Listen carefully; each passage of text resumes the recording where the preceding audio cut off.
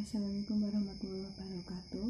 Tekamaken nami kula Drama Belasari. Kula badhe maosaken pawarta dening irah-irahan Indonesia kaancem reaksi tingkat kemiskinan lan PHK saya inggil. Ekonomi global melemah akibat pandemi COVID-19. Sepelengga ageng nagari majeng lan berkembang gadhap potensi ngalami resesi ingkang perekonomianipun boten kajawi Indonesia.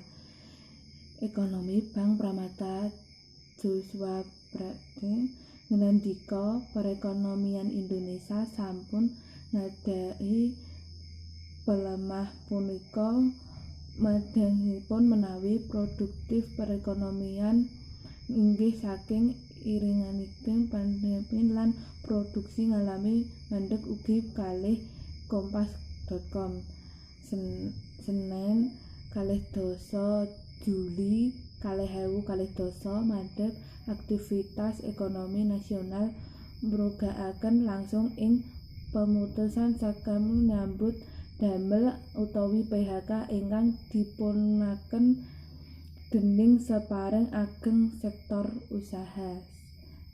Wassalamualaikum warahmatullahi wabarakatuh.